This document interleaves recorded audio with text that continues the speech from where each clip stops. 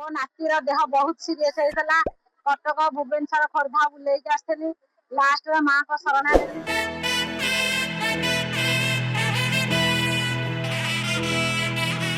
ମୋ ନାଁ ମମତା ଜେନା, ମୋ ଗ୍ରାମ ରକପଲ୍ଲୀ, ବ୍ଲକ ବୋଲଗଡ଼। ମୋର ମାଙ୍କର ମୋର ଅନୁଭୂତି, ମୋ ନାତିର ଦେହ ବହୁତ ସିରିୟସ୍ ହେଇଥିଲା। କଟକ ଭୁବନେଶ୍ୱର ଖୋର୍ଦ୍ଧା ବୁଲେଇକି ଆସିଥିଲି। ଲାଷ୍ଟରେ ମାଙ୍କ ଶରଣ ନେଲି ଆଉ କହିଲି, ମା ମୋ ନାତିର ଦେହ ଭଲ ହେଲେ ମୁଁ ଯାଇକି ଏଠି ଭୋଗ କରିବି ଆଉ ବାନା ଚଢେଇବି। ଆଉ ମାଙ୍କ ଆଶୀର୍ବାଦରୁ ସବୁ ଠିକ ହେଇଗଲା। ମାଙ୍କୁ କୋଟି କୋଟି ପ୍ରଣାମ।